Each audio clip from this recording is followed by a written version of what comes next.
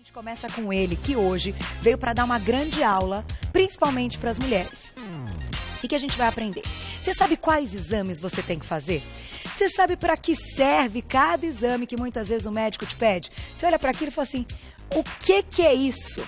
Pois é, ele veio tirar todas as nossas dúvidas, né? Estamos falando de Dr. Domingos Mantelli. Tudo bom, Carol? Bem-vindo, querido, boa tarde. Tudo jóia, boa tarde. Muito bom tê-lo aqui. Obrigado. Pra mais uma aula. Sei que você pegou um transitinho, o negócio não tá fácil. Nossa senhora, tá tudo... E os bebês geniais estão nascendo? Nascendo. Agora, oficialmente, nós divulgamos, né, que a Érica está esperando mais um bebê Vai genial ser papai nosso, de né? novo! Nós teremos papai de novo. Parabéns, querido. Eu já sabia, não posso fingir uma surpresa, mas eu não Você podia já sabia, contar, já né? sabia. Parabéns, viu? Que Ontem coisa a gente boa. divulgou. Tem mais bebê genial por aí. E eu... Vamos ver se eu acertei o sexo, porque é você que faz o ultrassom, depois você me conta. Depois eu conto. Tá? A gente vai ficar sabendo essa semana. Vamos lá. Hoje, a pauta do dia é a respeito da saúde da mulher e dos principais exames. Mas é claro que vocês podem fazer perguntas aí, todo esse universo do Dr. Domingos, porque ele explica muito bem e eu acho que aqui a gente tem que esclarecer o máximo de dúvidas. Vamos começar falando, então, dos exames principais. Você como médico da mulher, o que você caracteriza e o que você sugere e orienta, que são os exames essenciais que a mulher tem que fazer todo ano? Bom, se eu tivesse que escolher um exame, obviamente a gente falaria o Papa Nicolau, né? Tá. Esse é um exame clássico, já é um exame consagrado e que a mulher deve fazer anualmente desde a sua primeira relação sexual ou desde quando menstruou pela primeira vez. Ah, é? É, porque a gente não pode falar da primeira relação sexual, porque, por exemplo, pega uma mulher que seja virgem aos 25, 30, 40 anos de idade, mesmo assim tem como ser feito o Papa Nicolau em mulheres virgens, não teria problema. Ser feito. E deve ser feito.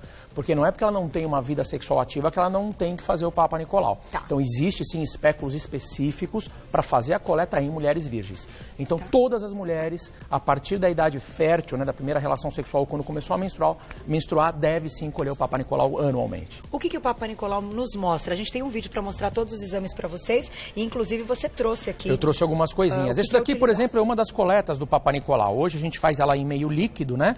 Então, como que é feito? A gente coloca esse espéculo, que a gente chama de bico de pato, que é aqui, colocar aqui a câmera para o pessoal pegar, Aqui. que seria o bico de pato. A gente coloca na região vaginal, abre e com uma escovinha a gente vai no orifício do colo do útero e com essa escovinha raspa no colo do útero e joga aqui dentro o conteúdo. E com a espátula a gente raspa ao redor do colo, pega células desse colo do útero e também joga aqui dentro. Isso vai para uma análise. Isso vai para uma análise microscópica e o que a gente vai ver? Se tem ou não células de câncer. Por isso que ele é um exame preventivo para câncer de colo de útero. Certo. Então, nós analisamos, além disso, outras coisas. A gente pode detectar bactérias, podemos detectar vírus, uma inflamação crônica do colo do útero, através desse exame. Então, aquela mulher que tem aquele escorrimento de repetição, que já tentou inúmeros tratamentos, não deu certo, muitas vezes no Papa Nicolau vem uma bactéria, até o próprio HPV pode ser detectado pelo exame do Papa Nicolau, também. por essa coleta. Então, é um exame muito essencial. São coisas que a olho nu vocês não conseguem quando vocês estão examinando. Muitas vezes você olha o colo do útero, você não enxerga nenhuma lesão, não vê nada. Aí na hora que você colhe o Papa Nicolau, vem o resultado, por exemplo, uma inflamação crônica, alguma alteração, algum vírus, então a gente não consegue detectar a olho nu. Então é importantíssimo a mulher todo ano fazer esse exame preventivo.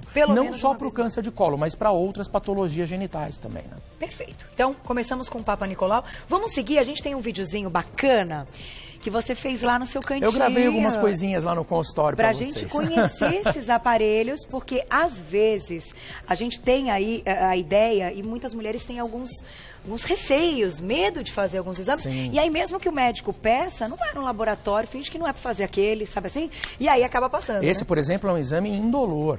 É para ser indolor, o médico pode usar às vezes um lubrificante para a colocação do espéculo, então não é para ser um exame dolorido. Se o exame está sendo muito doloroso, alguma coisa de errado tem. Alguma inflamação nessa região genital tem. Então já é até um indício de que alguma coisa está errada. Isso tem que ser relatado também no momento Exatamente. até que estiver sendo examinada e Perfeito, feito o exame. Perfeito. Vamos para o nosso videozinho que tem áudio, olha que legal. Vamos lá. Temos um aparelho de ultrassom que é usado para fazer vários exames da mulher, de saúde da mulher, de rotina da mulher, onde aqui nós temos a sondinha transvaginal, que é utilizada para a realização de um ultrassom via transvaginal, ou nós podemos utilizar o transdutor pélvico para um ultrassom pélvico, ou mesmo este daqui que é utilizado para um ultrassom tanto de mamas quanto de tireoide. Todos no mesmo aparelho, é o mesmo aparelho que nós utilizamos, porém somente as sondas que vão modificar dependendo da região que a gente quer analisar. Vou mostrar agora para vocês como é feito o exame preventivo de Papa Nicolau. Então, primeiramente, nós utilizamos um espéculo vaginal, onde esse espéculo é introduzido na região genital da mulher. O médico vai utilizar uma escovinha para passar no colo do útero e uma espátula para fazer uma raspagem do colo do útero. Isso é indolor, não traz nenhum desconforto para a mulher. Esse conteúdo que foi raspado, que vai ser analisado, vem para este conteúdo líquido, onde o médico vai depois fechar e mandar para o laboratório para que seja feita a análise das células. O médico pode utilizar essas células que foram coletadas do colo do útero para fazer a pesquisa de HPV, clamídia e gonococo, que são patógenos que podem causar infecções genitais. Colposcopia, o médico utiliza esse mesmo espéculo para colocar via vaginal e é aplicado um corante no colo do útero. E com este corante ele vai olhar para um aparelhinho que parece um binóculo para ver se há ou não lesões no colo do útero. Aí, muito bem explicado, parabéns. Deu para entender um pouquinho? Super. Vamos então, já que a gente explicou do Papa Nicolau muito bem explicado, vamos falar um pouquinho daquele transvaginal, que Sim. muitas mulheres têm aí o receio, e também é um exame que não tem que doer, né? Não tem que doer. A gente faz o exame transvaginal, o ultrassom transvaginal, porque o útero, por ser pequeno e estar dentro da pelve, se eu for tentar fazer um ultrassom pélvico, muitas vezes eu não consigo enxergar aquele útero corretamente. Tanto que no início de gravidez a gente faz o transvaginal, a gente não faz o pélvico ainda para ver o bebê. Então o ultrassom transvaginal também é um exame indolor, é bem tranquilo de ser feito. Volto a dizer, se estiver sentindo dor durante o exame, alguma coisa de errado pode ter. Tá. Então não é para ter dor. E lá a gente vai avaliar o útero, o tamanho do útero, espessura do endométrio, os ovários, se tem cisto, se não tem cisto, se tem endometriose, se não tem endometriose, a gente consegue ver miomas. Transvaginal? Tudo pelo transvaginal. Que legal. É um exame extremamente completo, a gente consegue detectar inúmeras patologias da mulher através desse exame. Então, dores pélvicas, mulheres têm muitas cólicas, desconfortos, dor na hora de uma relação sexual, por exemplo, muitas vezes nós detectamos o diagnóstico pelo ultrassom transvaginal. É muito importante. Que a gente está mostrando aí nas imagens. E é importante também a colocação até de uma camisinha, né? Sim, sempre. Esse transdutor, como vocês veem, ele é bem compridinho. Nós colocamos, tem um preservativo próprio que a gente coloca no transdutor, o médico utiliza as luvas e é feito o exame. E posteriormente o exame retira esse preservativo, é jogado fora, o aparelho é limpo, esterilizado. É uma própria pro... É, porque ele não vem com muito lubrificante. Não é o preservativo comum, que vem com muito lubrificante, pode estragar o transdutor. É uma própria. Exato. Olha como a gente aprende, né? Tem coisa que a gente, geralmente enfim, preservativo tá sem lubrificante. E aí o médico claro, é só põe o pra gel. isso. É só para isso, é específico para isso. Agora, a gente falou desses exames de imagem que são extremamente importantes. Quando a gente está falando em mamas, seios, que a gente não mostrou aqui, mas que eu acho que é muito válido, hoje, o que é recomendado, o que é aí padrão ouro para as mulheres ficarem tranquilas em relação às mamas? Normalmente, o que nós fazemos? A mama tem que ser palpada. Mais importante do que fazer os exames é palpar a mama. Tanto a mulher fazer o autoexame mensalmente em casa, quanto quando ela vai ao ginecologista, o próprio médico palpar as mamas. Tá. Eu recebo muitas vezes pacientes no consultório com queixas genitais, doutora, eu vim porque eu estou com corrimento vaginal. Falo, olha, vamos aproveitar, já tira a blusa, vamos palpar as mamas, vamos ver se está tudo ok. É importante você palpar, porque o médico tem a sensibilidade nas mãos, já está habituado com aquilo, para detectar ou um cisto, ou um nódulo, alguma fibrose mamária. Então, é muito, muito importante. Além disso, aí vem os exames complementares, como o ultrassom de mamas. Como vocês viram, tem o transdutor específico para as mamas, para a gente fazer o ultrassom. Nos casos de mulheres que têm prótese mamária, a gente pode utilizar a ressonância nuclear magnética, que ele é mais indicado do que a mamografia para esses casos. Tá. Na mulher que não tem prótese, tem ainda a mamografia, mas a mamografia aí seria uma idade um pouco mais avançada, não tem necessidade de realizar em mulheres jovens se não tiver queixas. E temos também alguns outros exames que não são tão comuns, mas que a gente pode utilizar, como, por exemplo, o exame que a gente faz de termografia. A termografia parece uma máquina fotográfica onde o médico tira uma foto da região mamária e ela vai mapear através da temperatura das diversas áreas mamárias. Então, uma região que apareça com alguma inflamação, uma possível área de aparecimento de câncer, vai se mostrar diferente com uma alteração de temperatura e esse aparelho pode detectar. É um exame totalmente indolor, porque você nem encosta na paciente, você tira foto dessa região mamária, e é uma coisa que no Brasil está começando a chegar. Fora é uma coisa que já existe há muito tempo. No Brasil é uma coisa que está começando a se popularizar e algumas clínicas já têm para ser feita. É muito bacana. Próxima vez você pode trazer o aparelho. É legal. Se você tiver, vamos mostrar. Claro, a gente não vai se fazer aí, simular com o seio, né? Quem vai querer, enfim. Na verdade, a termografia pode ser feita para o corpo inteiro. Para mapear. É tipo aquele que eles...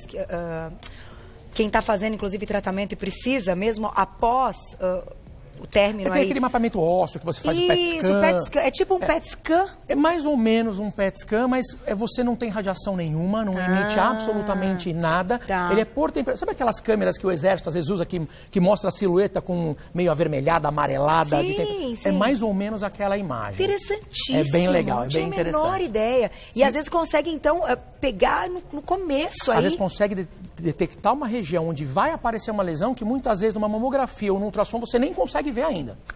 É bem interessante.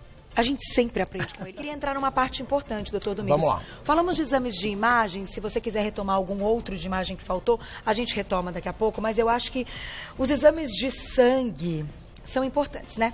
E a gente sabe o quanto há uma ansiedade quando a gente faz aí um hemograma completo e tal, que a gente recebe esse exame, que a gente abre esse exame e nota que tem um ou outro valor fora da referência. Sim. Como é que hoje, e o que hoje é muito, muito importante que as mulheres tenham em mente que elas façam aí quando a gente está falando de exame de sangue? E até para tranquilizar, né, a mulher? Antes de falar do que é importante ser feito, é bom falar o que é importante não ser feito. Ah, tá. Bora. O que é importante não ser feito? Você disse uma coisa muito importante, Carol. Você recebe o exame, a paciente abre e vai ver valores de referência. Esqueçam valores de referência. Porque a referência é uma média populacional, onde nesta média existem pessoas doentes também. Então esqueçam valores de referência. O médico tem que analisar os exames num contexto e não isoladamente. Tá. Eu dou sempre um exemplo, por exemplo, eu falo do chumbo. O chumbo, vamos dizer que o ideal do chumbo seria lá de 3 a 5. Quer dizer que se eu tiver 1 de chumbo, eu preciso repor chumbo? Não. Chumbo é metal pesado, é indesejado. O ideal é 0. Entendi. É aceitável de 3 a 5. Entendi. Então, a gente não pode se apegar a valores de referência. O médico vai ter que analisar exame por exame num conjunto, num contexto associado às queixas do paciente. Tá. E aí sim saber dizer, olha, isso está normal, isso não está, temos que melhorar isso ou temos que melhorar aquilo. Às vezes um exame que está dentro dos valores de referência, para aquele paciente está alterado. Então é isso que nós temos que tomar cuidado. Então, vamos diminuir a ansiedade. Exato. Né, aquela coisa de pegar o exame e sair olhando, porque senão você não precisa ir no médico, né? Você pega o exame, olha, vê o padrão de referência. E eu costumo dizer, você não pode avaliar só se está dentro dos valores de referência. Já viu aquela pessoa que muitas vezes morreu, algum conhecido? Fala assim, nossa, mas ele morreu, fez um check-up semana passada, estava tudo normal. Bem. Na verdade, não estava normal. Se tivesse normal, não tinha morrido, ainda mais subitamente. Então, tem que saber analisar no contexto. Tem os exames... Eu fiz a pergunta porque, obviamente, eu passo por isso também, né, gente? Tem os exames clássicos que a gente faz, como você mesma disse, hemograma, coagulograma, sódio, potássio, ureia, creatinina, colesterol, triglicérides, a gente avalia como um todo. Eu acho que mesmo o médico especialista, como no meu caso, o ginecologista, eu acabo solicitando esses exames para as minhas pacientes. Eu avalio o colesterol, triglicérides, função da tireoide, TSH, T3, T4, a gente avalia os hormônios. Por quê? Porque tudo interfere no corpo. Às vezes uma paciente minha que não está conseguindo engravidar, a alteração dela está na tireoide. Então eu preciso detectar o problema e junto com o endocrinologista e fazer o tratamento adequado. Então vale a pena esse mapeamento, esses exames de rotina, esse check-up. Além de, obviamente, as dosagens hormonais, que para o ginecologista é crucial para saber o que está acontecendo com o corpo. Tudo. Então, assim, hoje, se a gente falar em padrão ouro é realmente fazer tudo para aquele paciente focado nas queixas. Muitas vezes eu tenho uma paciente que está com uma queixa de inchaço nas pernas, dor na panturrilha. Eu vou começar a fazer exames para ver se ela tem risco para trombose. Eu vou focar na queixa do paciente. Então, dependendo do que está acontecendo, você pode acrescentar ou retirar alguns exames desse rol de exames de rotina. Tá aí. Vamos começar com perguntinha do público. Já chegaram várias, claro, sempre pro doutor Domingos na tela. Um beijo, Rosilene, obrigada. Quem fez histerectomia precisa fazer o Papa Nicolau, que seria histerectomia? Ótima pergunta, Carol. Porque é retirada. Exato. Histerectomia é a retirada do útero. Então, aquela mulher que por algum motivo precisou retirar o útero, ela não tem útero, muitas vezes não tem o colo. Existe a histerectomia parcial e total. Aqui a gente faz parcial, fica o colo do útero. Aqui você faz total, você retira o colo do útero. Quem fez a total, não tem nem o colo do útero, tem que fazer Papa Nicolau? Sim. Sim, porque o exame de Papa Nicolau também serve para rastrear câncer de vagina. Então é importante que essa espátula seja passada no fundo da vagina, mesmo sem ter o colo do útero, para que você analise as células e veja os riscos para um câncer vaginal. Então é importante, mesmo quem não tem útero, fazer o Papa Nicolau anualmente. Então, excelente pergunta. Excelente pergunta. E aprendeu o termo. Histerectomia. Histerectomia retirada. Na medicina tem uns termos meio chatinhos. Mas é legal falar direitinho, mandou muito bem na pergunta. Próxima pergunta na tela, vamos ver quem escreveu pra gente. Renatinha, obrigada, um beijo. Tenho 34 anos, minha menstruação vem um dia apenas e quase nada. Gostaria de saber se isso evidencia algum problema. Difícil a gente saber somente com uma queixa dessa. Tem que ser feita uma análise, ser feito alguns exames, dosagens de hormônios, como os ultrassons, ou seja, os exames de rotina para saber o porquê que isso está acontecendo. Se isso é um padrão normal dela ou se era normal e passou a ficar assim de repente. O fluxo vai variar de uma mulher para outra? Vai variar. O ideal, procure o seu ginecologista, converse com ele, faça os exames que com certeza vão chegar no diagnóstico. Perfeito. Mais uma. Uma atrás da outra, hein, gente? Que eu não vendo todo domingo. Vamos lá. Outra Renatinha, beijo. Gostaria de usar o DIU, porém muitas mulheres falam que dói e que causa muitos riscos de câncer de útero. Isso procede? Pergunta ótima. Muito boa pergunta. Isso não procede. O DIU não causa câncer, né? Ele pode dar algum desconforto? Às vezes sim. Tem alguns organismos que não se adaptam ao DIU e esse útero vai contrair para tentar colocar esse DIU para fora. Ele é um corpo estranho, o útero vai querer expulsá-lo. Isso pode acontecer. É raro, mas pode acontecer. Tá. Você tem o DIU medicado, que é o DIU medicado com progestágeno, e você tem o DIU de cobre, que é um DIU que não tem hormônio algum. Um você menstrua normalmente todos os meses, no outro você fica sem menstruar por pelo menos 5 anos. Tá. Então, tem vários tipos de DIUs. Nenhum deles é causador ou aumentam o risco para câncer de útero. O que vai, então, ter a indicação para cada paciente é a característica do paciente. Característica de cada um. Eu tenho pacientes, por exemplo, vamos dar um exemplo, tem endometriose e que eu preciso suspender a menstruação. De repente, o DIU medicado é o mais indicado porque ela não vai menstruar.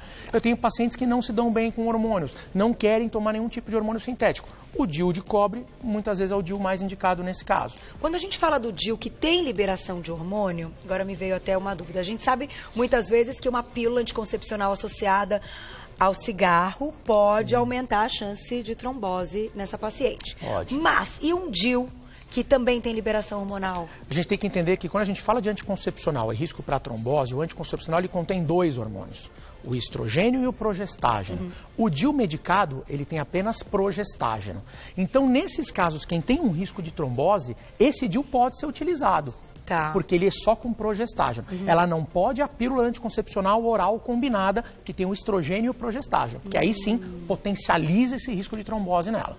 Esse DIU, falando agora se só tem progesterona, a gente sabe que também tem a pílula só de progesterona que mulheres que estão amamentando podem tomar. Eu sei porque isso aconteceu. Sim. Pessoalmente. E o DIU só de progesterona? Também a mulher pode colocar e amamentar? Muito comum. Eu ponho muitas pacientes, 30 dias pós-parto, vem e coloca o DIU. Olha que legal! Sim. E muitas vezes ela emenda, ela já está sem menstruar por conta da amamentação e acaba emendando, ficando sem menstruar até por 5 anos, se quiser. E aí ela não tem aquela obrigação e ter que lembrar todos os dias, com tantas coisas que mudam na vida com a criança. Novo em casa, olha, né? Complica.